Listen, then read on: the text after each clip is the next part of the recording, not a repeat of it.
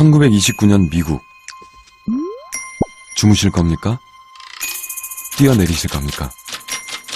고층 객실을 예약한 손님에게 호텔의 프런트에서 했다는 질문. 미국 대공황이 시작된 1929년. 전 세계를 충격에 빠뜨린 경제 위기와 함께 미국의 자살률도 급증하기 시작합니다. 그리고 이전에 없던 새로운 용어가 등장합니다.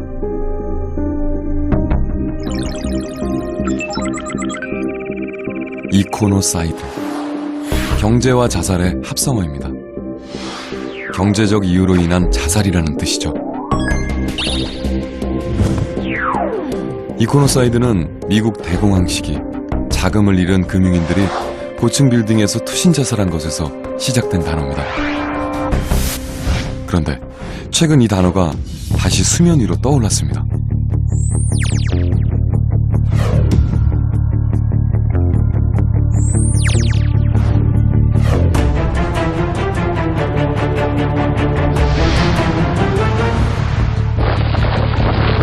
예전엔 금융인이라는 특정인들에게만 벌어졌던 현상이라면 이제는 경제의 허리를 담당하는 중산층들이 이코노사이드 예비군이 되고 있습니다.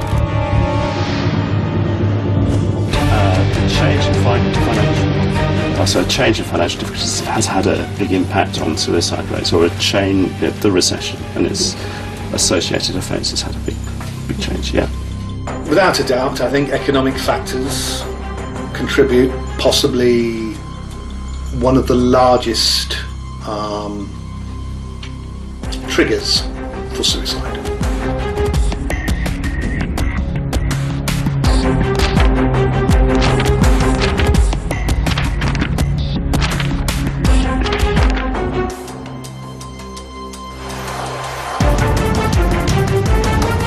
경제 위기로 인해 유례없이 자살률이 높아지고 있는 그리스.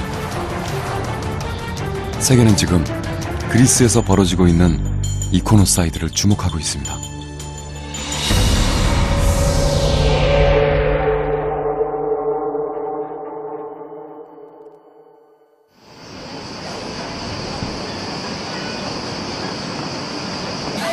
민주주의의 발상지로 불리는 그리스의 아테네.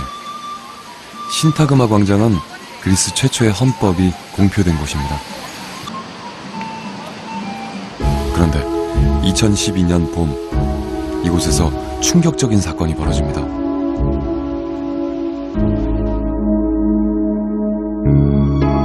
평생 약사로 살면서 부러울 것 없었던 한 노인.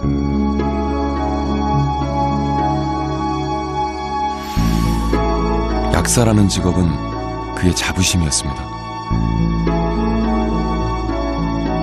은퇴를 한 후에도 연금을 받으며 부족할 것이 없었습니다. 그랬던 그가 어느 날 광장에 나와 수많은 사람이 지켜보는 가운데 자살을 한 것입니다. 그는 그날 바로 이 나무 앞에서 삶을 버렸습니다. 그런데 이상한 것은 그의 자살이 한 개인의 죽음으로 여겨지지 않았다는 것입니다.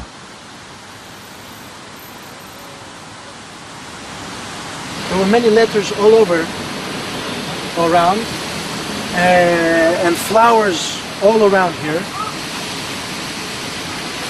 And people came as if this was like a monument, you know, like a national monument, and they came with very much respect.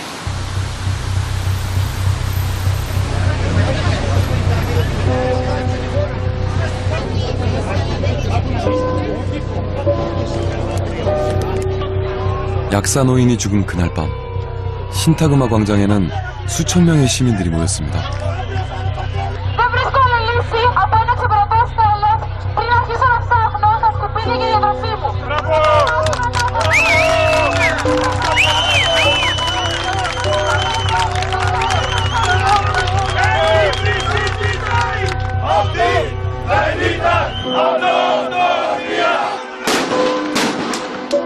시민들은 노인이 남긴 마지막 말을 외치며 밤새 시위를 벌였습니다.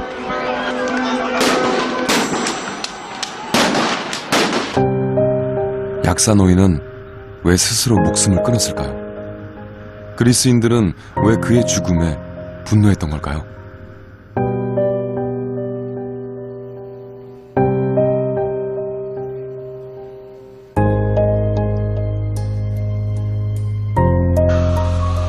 우리는 약사 노인의 딸을 어렵게 만났습니다.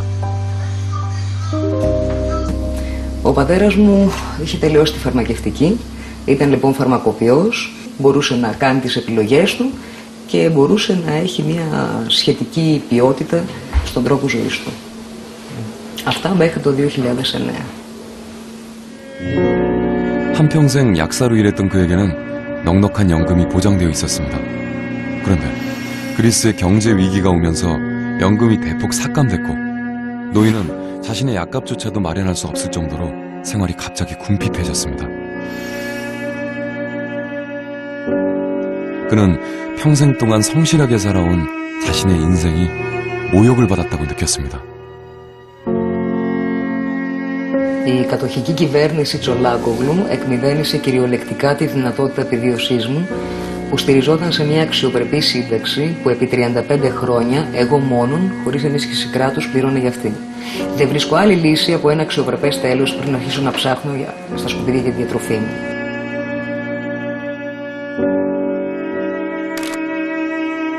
하루하루 연명하기조차 어려워진 노인은 결국 격렬한 분노 속에서 자신의 인생을 마감합니다.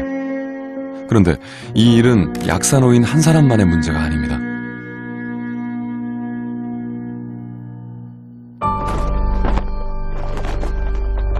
약사 노인이 죽은 2012년 그리스 자살자 수는 경제 위기가 오기 전보다 약 2배 가까이 늘어납니다.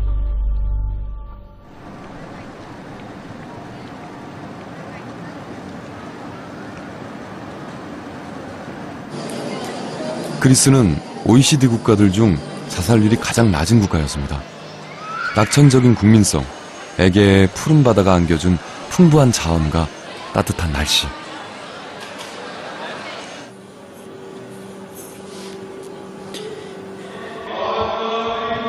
그리고 결정적으로 종교가 있습니다. 그리스 인구 약 98%가 믿는 정교회에서는 자살을 철저하게 금하고 있습니다. Και αυτό συμβαίνει γιατί οι Έλληνες πιστεύουν στο Θεό. Πιστεύουν πάρα πολύ στο Θεό και ξέρουν ότι εάν θα δώσουν μόνοι τους τέλος στη ζωή τους, ξέρουν ότι αυτό θα τους χωρίσει από το Θεό και γι' αυτό δεν προχωρούν στην αυτοκτονία. 자살한 사람에게는 교회와 성직자가 장례를 주관할 수 없고 매장도 할 수 없습니다. 그래서 그리스인들은 가족이나 지인이 자살했을 경우에는 사고사로 위장할 정도입니다.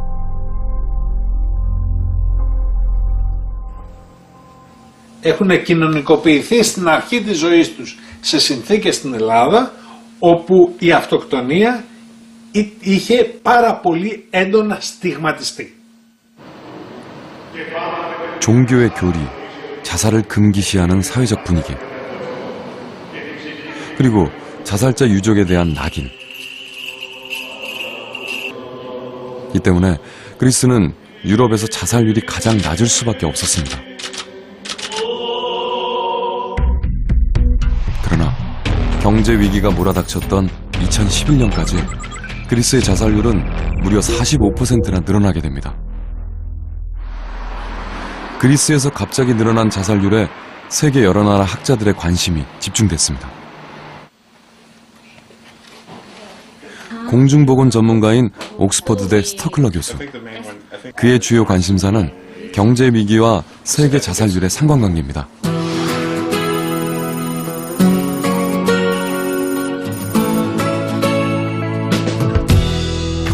Our team has been studying how big economic changes can get under people's skin to affect their health, looking at major crises of the 20th century, from the Great Depression through to the East Asian crisis that affected South Korea in the late 1990s, to the current Great Recessions in Europe and North America.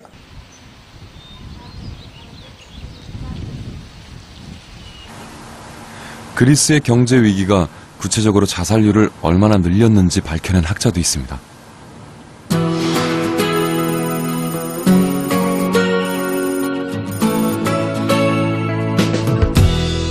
In terms of explaining the numbers of suicide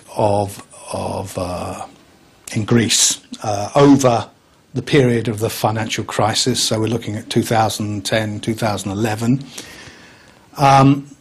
our statistical analysis revealed that for every 1% cut in government expenditure, that was associated with a 0.43% increase in the suicide rate. The set of early warning systems. 이들은 그리스의 자살률이 높아진 근본적인 이유는 경제 위기가 아니라 정부의 대응책에 있다고 말합니다.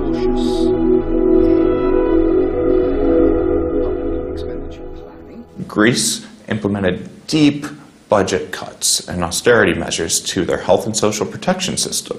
Dimitris, who was a pharmacist himself, but after a series of austerity measures, his pension was no longer sufficient to where he could afford medicines himself, the very ones he once sold.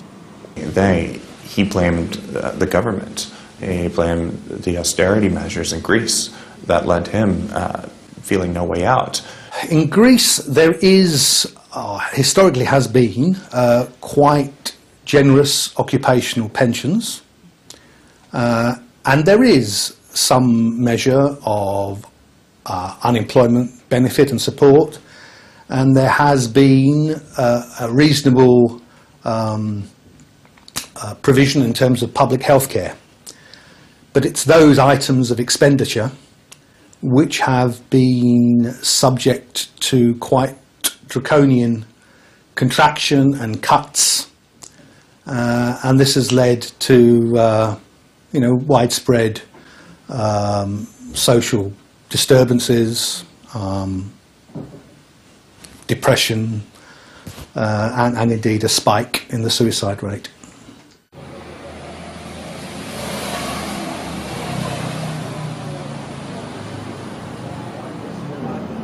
그리스에서 가장 큰 자살 예방 단체 클리마카. 2008년 경제 위기 이후 이것도 갑자기 바빠졌습니다.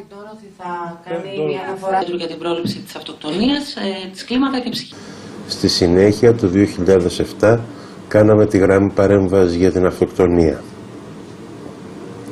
Το 8 η γραμμή έγινε 24 ώρη και δουλεύει 7 μέρες τη βδομάδα.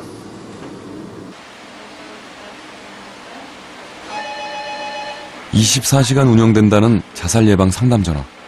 예전에 그리스였다면 상상도 못할 일입니다. 게다가 2008년 이후에는 자살을 고민하는 사람들의 상담 내용 또한 달라졌습니다. 많은 사람들이 경제적인 어려움을 호소합니다. Θα σας πω ότι πριν την οικονομική κρίση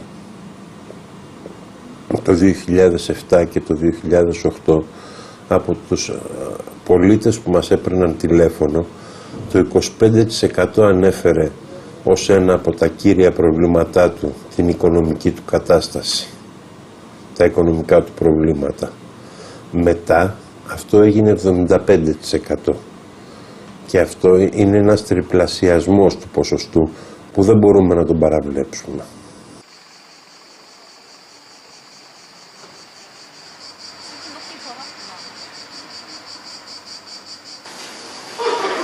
스피로스 씨의 가정은 3대가 함께 생활하고 있습니다.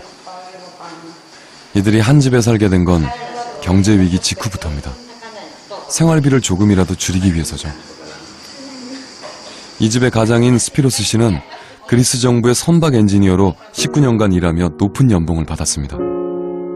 그러나 경제 위기로 인한 구조조정으로 하루아침에 실직자 신세가 됐습니다.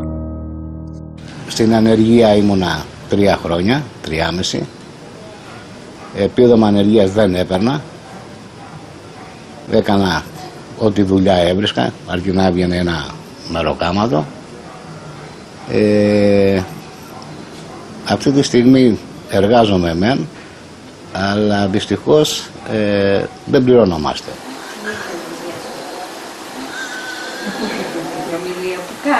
이제 의지할 곳은 장모의 연금뿐. 한국 돈 약 73만 원으로 처제의 가족까지 총 6명이 생활하고 있습니다. Δεν υπάρχει να κάνεις. Είναι το φως έρχεται, είναι το νερό, είναι και δεν φτάνουν τα λεφτά αυτά τα δικά μου. Δύσκολα να πούμε ερχόμαστε. 은행원으로 일했던 아내는 일자리를 잃었고 암까지 걸렸습니다. 그동안 모아온 재산을 치료비로 다 쓰고 난 지금 생활고와 약값은 그녀에게 암 못지않은 고통입니다.